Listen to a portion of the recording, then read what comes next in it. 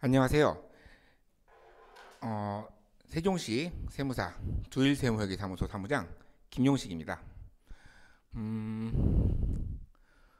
벌써 이제 2019년도 정말 저물어 가는 때가 되었네요. 이렇게 저물어 갈 때쯤이면 많은 생각이 드는 것 같아요. 제가 이제 많은 분들과 이야기를 하면서 느낀 거는 새로운 해에는 새로운 직장을 생각하시는 분들도 많고 그렇게 직장을 옮기시게 되는 것도 작은 일은 아니니까 이렇게 직장을 옮기실 때 퇴직금 나는 어떻게 받고 얼마나 받지? 혹은 나는 받을 수 있는가? 이런 걱정들을 많이 하시는 것 같아요. 그리고 이러한 이제 시류 흐름에 맞춰서 그 사업을 하시는 분들도 내가 고용하고 있는 직원이 만약에 퇴직을 한다면 나는 퇴직금을 얼마를 주어야 되지? 이런 걱정도 많이 하시는 것 같아요. 그래서 오늘의 주제는 퇴직금을 한번 잡아보았어요. 그리고 많은 분들도 알고 계신 분들도 많지만 잘 모르고 계시는 분들이 많아가지고 저희 사무실 같은 경우에는 지금 학원업과 미용업을 중심으로 다양한 업종들을 진행을 하고 있는데요. 학원업 같은 경우에는 좀 다른 산업과는 다른 좀 특별한 점이 많죠. 그래가지고 알아야 될 게 많아요. 실제로 저희를 이용하시는 학원 원장님들을 보시면 저희를 선택하시는 이유의 대다수가 이런 학원 노무에 관련된 노무와 세무와 이렇게 접목이 되는 부분들을 잘 하고 있어가지고 저희를 선택을 하시더라고요. 그리고 학원업을 하시게 되면은 교육청과의 관계를 떼어놓고 생각할 수가 없어요. 이런 교육청과의 관계도 저희가 잘 이해를 하고 업무 진행에 있어서 좀 스무스한 점이 많아가지고 저희를 많이 이용해 주시는 것 같아요. 자, 다시 한번 오늘 한번 보도록 하지요. 자, 퇴직금의 지급 어떻게 이루어질까? 학원업을 중심으로 한번 보겠습니다. 자, 일반적인 내용이죠. 퇴직금은 누가 받죠?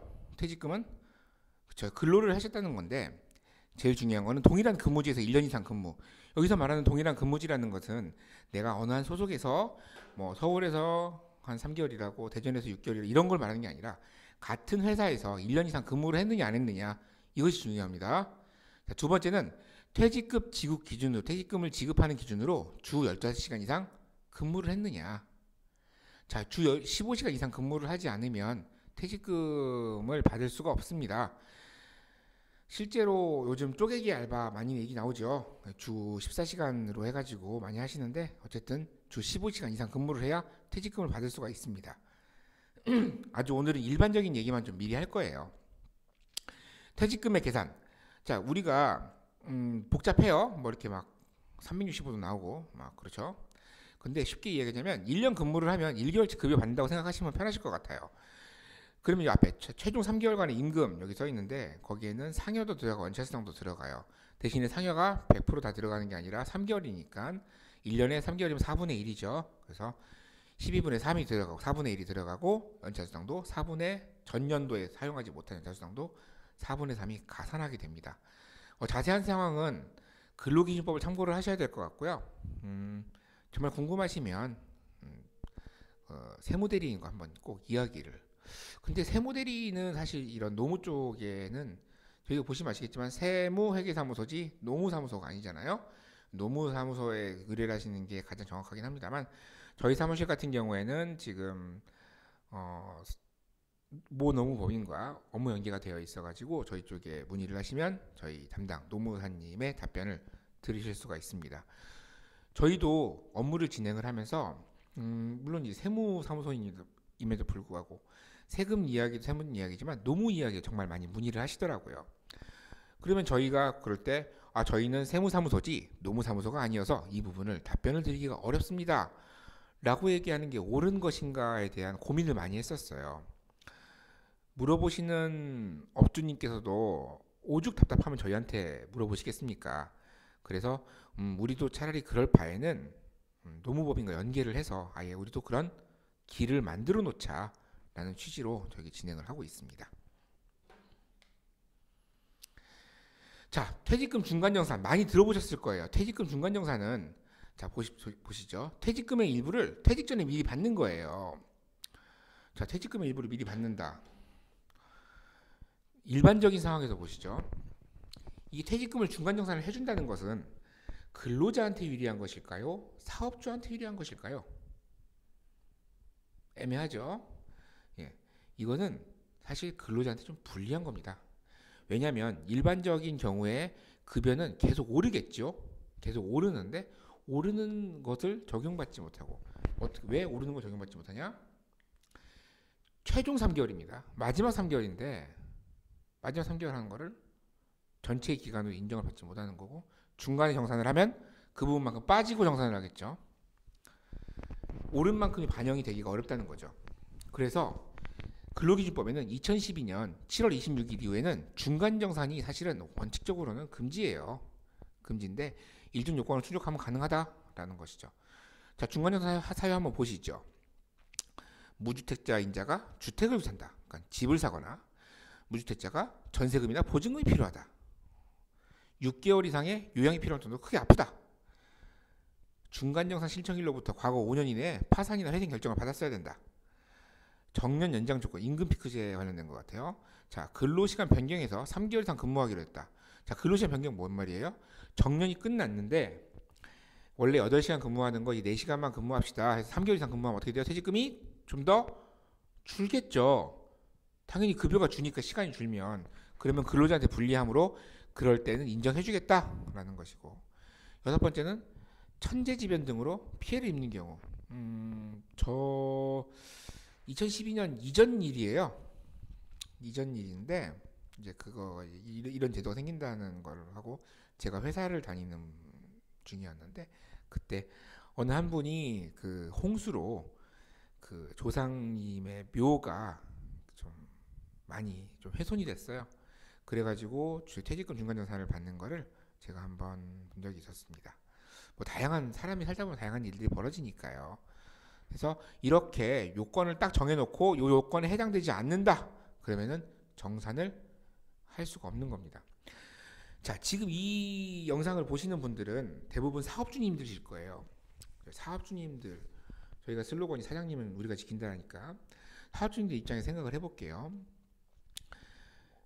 퇴직금 중간정산을 근로자가 원해요. 유리한 거는 사업주한테 유리한데 해줘야 될까요? 말아야 될까요? 원칙 아닙니다.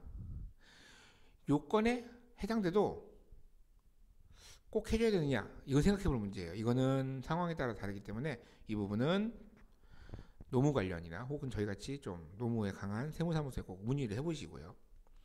그러니까 지금 제가 이렇게 말씀을 퇴직금이나 이런 노무 쪽에 관해서 말씀을 드리면 사업주님들이 말씀하세요. 아니 너네들을 사업주인 나한테 돈 받아놓고 왜 근로자 편을 자꾸 들어? 라고 말씀을 하시는데 저희가 근로자 편을 드는 게 아니라 사업주님들의 사업을 지키기 위한 겁니다. 이게 실제로 노동관계에 있어서 사업주와 근로자 간의 다툼이 일어났을 때는 막상 닥쳐보시면요, 운동장도 그렇게 기울어진 운동장이 없어요. 정말 조심하셔야 됩니다. 뭐 잘못한 것도 없는데 괜히 죄인이고, 그래서 그 판에서는 결코 절대로 싸우지 말라고 말씀을 드리세요. 싸우지 마세요. 거기는 아예 발도 담근다 생각하지 마시고 그냥 내가 여기 조심해야겠구나 생각만 하세요. 진짜 가시면 정말 불리한 게 한두 가지가 아닙니다. 자, 우리 퇴직금에 대해서 알아봤어요. 근데 오늘 학원업을 중심으로 알아본다고 했죠. 자, 우리가 학원업에 대해서 다시 한번 알아보죠. 학원업이라고 한다면은 원장님과 강사분들이 있어요. 없을 수가 없어요. 자, 그 부분 나오는 거 한번 보도록 하죠. 자, 오늘의 중심 내용입니다. 저희가 받았던 질문들을 한번 정리를 해봤어요. 첫 번째, 우리 학원은 인건비를 3.3%로 신고하고 있습니다. 근로자 아니니까 퇴직금 안 줘도 되죠? 정말 많이 받는 질문입니다.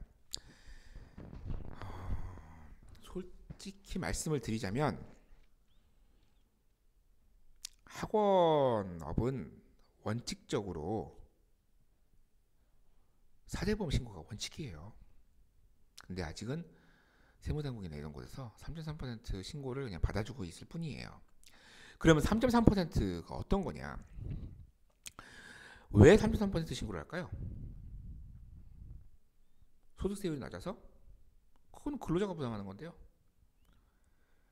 바로 4대 보험 때문입니다. 자, 3.3%는 어떤 거냐? 예를 들어서 학원에 천장 여기 좀 여기 화면에 안 나오는데 천장에 에어컨 달려 있어요. 에어컨이 고장이 났어요. 그래서 에어컨을 고치시는 분을 불렀다고 칩시다. 뭐 AS 기사 본인일 수도 있고 아닐 수도 있고. 그분이 사다리를 놓고 천장에 있는 에어컨을 고치시다가 실수로 떨어지셨어요. 아이고야 떨어져가지고 팔목을 다치셨다고 치시죠. 팔목을 아이고야 다쳤어요.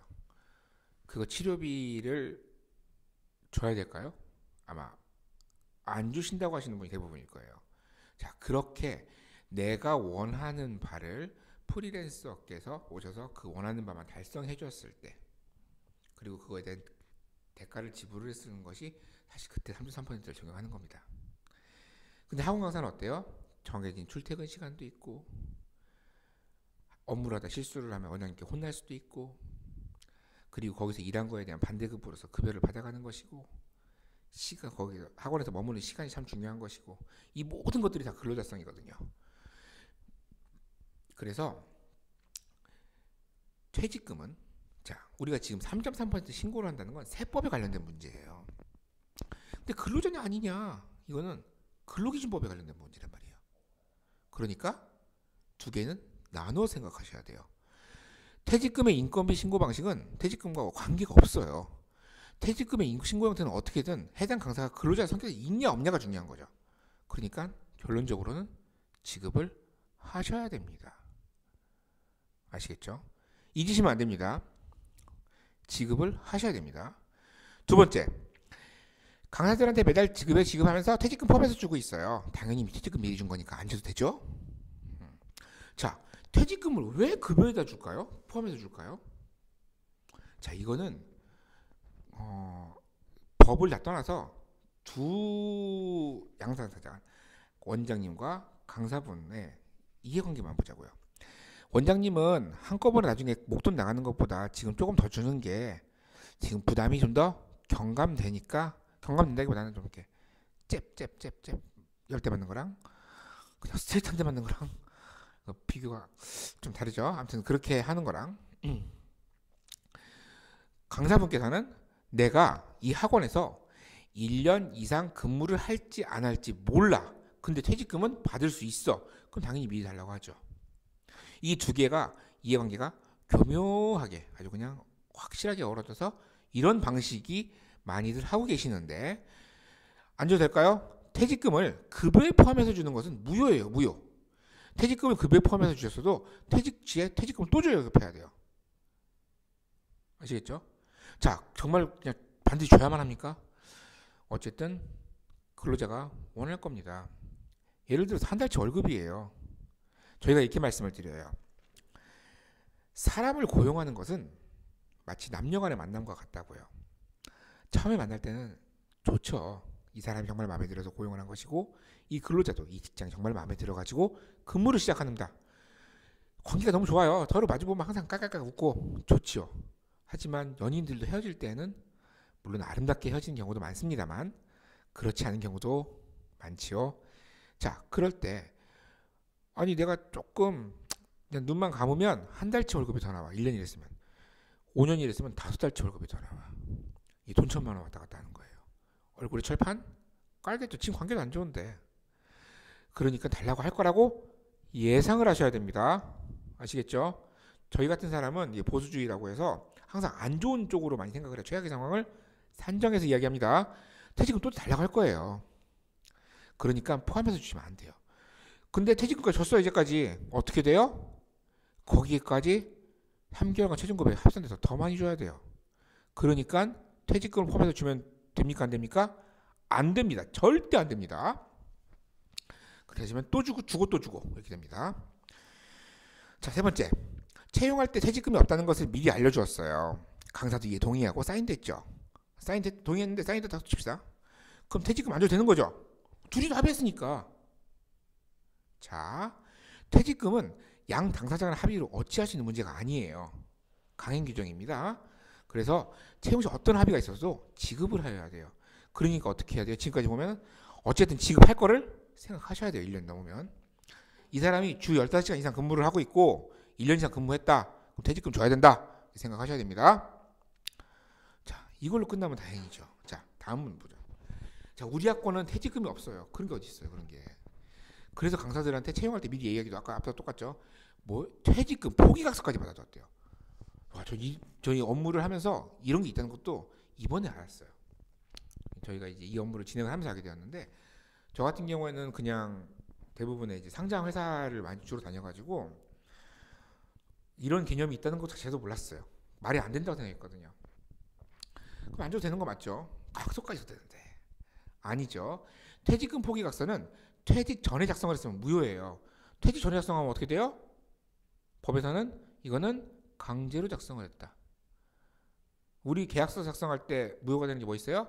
사기, 강박, 착오 세 가지 있죠. 거기에 강박에 해당됩니다. 그렇기 때문에 무효예요. 따라서 퇴직금 지급해야 됩니다. 물론 여기서 퇴직 후에 작성을 했으면은 유효할 수 있어요. 근데 여기서 유효할 수 있다예요. 유효할 수 있다. 그러면 막 요즘 분들 머리가 좋으니까 그러면은 내가 날짜를 비워놓고 그때 날짜 채우면 어떻게 돼요? 어쨌든 그것도 강박으로 보는 거죠. 작성 자체가 실제로 퇴직 전에 이루어진 거니까.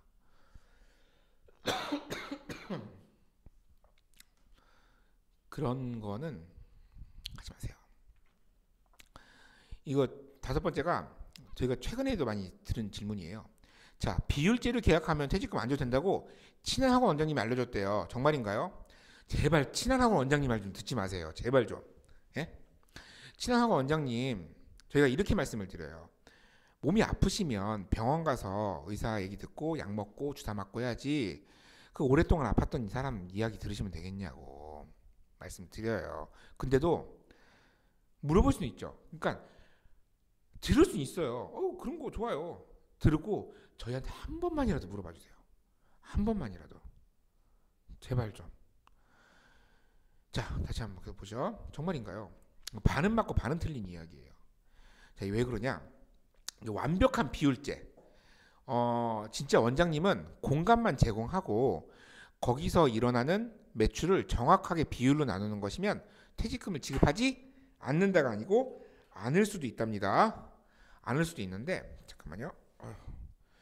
전에 한번 찍다가 이 마이크를 꺼놔가지고 다시 찍은 적이 있어요. 그럼 다시 찍으면 뭔 말인지 기억도 안 나고 그래요. 그래서 잠깐 확인해봤습니다. 다시 자 비율제 다시 한번 반은 맞고 반은 틀린 이야기인데 공간만 제공하고 거기서 일어나는 매출을 정확하게 비율로 나누는 것이면 퇴직금을 지급하지 않을 수도 있답니다. 자, 근데 근로자성이 조금이라도 있으면 퇴직금 지급해야 됩니다. 어떻게 돼요? 자, 우리 일반적인 저희가 이제 주변에서 많이 일어나는 비율제 계약 한번 봅시다. 계약서를 비율 계약서, 프로 강사 계약서, 프리랜서 강사 계약서, 프리 강사 계약서. 제목 아무 소용 없어요. 아무 소용 없어요. 자, 공간 빌려주고 개공하고 거기서 매출이 일어나면 한 명이 있던 100명이 있던 거기 매출 딱 7대3 강사가 7 원장님이 3 가져가기로 했다. 5대5 가져가기로 했다. 좋아요. 근데 원장님이 참 한 명이면은 그 친구가 나와서 한 달 동안 강의해봐야 30만 원 되는데 반반씩 나누면 너 한 달 일하고 15만 원 받아가는 거잖아. 아유, 그건 좀 그렇지 않아? 우리 학원 이름도 있는데. 그러면 너 그러지 말고 내가 기본 얼마 150이면 150 이렇게 해줄게. 그리고 그거 넘어가면 그때부터 비율로 하고 좋은 마음에 해주신 겁니다. 좋은 마음에. 근데 그렇게 되는 순간 근로자성이에요. 근로자성이에요. 좋은 마음인데. 그러니까 명확하게 비율제가 되냐 안 되냐를 판단하셔야 돼요. 이 판단은 저희도 이렇게 문의가 들어오면 계약서를 받아가지고 저희도 노무사님께 이제 의뢰를 드려요. 이거 퇴직금 지급 대상이 될까요? 저희도. 왜냐하면 애매한 경우가 너무 많아요. 법의 판단이라는 거는 법의 자의적 해석만큼 참 위험한 게 없죠. 예, 그렇기 때문에 저희도 전문가에게 꼭 의뢰를 해서 받아가지고 드립니다. 어, 저희 사무실 이용하시는 분들은 정말 노무사님 답변을 정말 좋아하세요. 왜냐하면 업무하면서 정말로 필요한 사항이 많거든요. 그러니까 여러분들도 꼭 하시고요. 지금 보면은 앞서서 질문한 거 5개 봅시다. 퇴직금 지급해야 됩니다. 지급해야 됩니다. 지급합니다. 지급합니다. 지급합니다. 지급하는 게 원칙이에요. 지급하는 게. 퇴직금 사업주님 입장에서는 그냥 돈 나가는 것 같죠. 아깝죠. 근데 저희가 다시 한번 말씀드리지만 근로자 편을 드는 게 아니라 이걸로 인해서 노동청에서 나중에 문제가 불거지고 사업주님들의 사업도 뭔가 문제가 생기고 이런 거를 원치가 않기 때문에 이 부분만큼은 그냥 법을 지키시는 게 제일 유리하시기 때문에 이렇게 말씀을 드리는 거예요.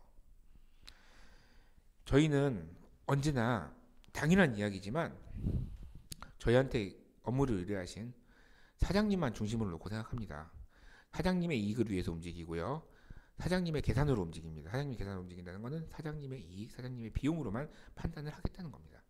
그 이야기는 사장님의 주머니에서 돈이 제일 적게 빠져나가고 이 사업을 어떻게 하면 안정적으로 운영하시는 데 도움이 될까 이 생각만 하는 겁니다.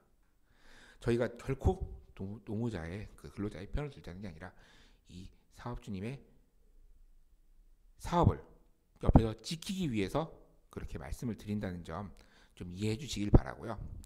저 오늘은 어떻게 보면 세무 이야기가 아니라 노무 이야기를 좀 많이 했던 것 같아요. 너네 세무 뭐 전문도 아니면서 맞아요. 여기 있는 내용 중에서 틀린 내용이 많을 수도 있어요. 근데 저희도 일반적인 사항에서는 어느 정도 맞기 때문에 말씀을 드리는 거고요.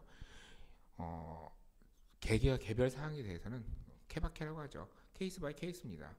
맞춰가지고 사안이 무거운 경우에는 노무사에 꼭 의견을 꼭 들으시길 바랍니다. 제발 좀 주변에 친한 그런 사업하시는 분들 이야기 듣지 마세요. 아시겠죠? 그분들이 결코 여러분들 사업 책임져 드리지 않아요. 아시겠어요? 차라리 돈 얼마 내고 전문가 쓰시는 게 제일 싸게 먹히는 겁니다. 오늘 여기까지 말씀을 드릴 거고요. 다음에는 여러분들 사업에 좀 더 도움이 될 만한 내용으로 다시 찾아뵙도록 하겠습니다. 감사합니다.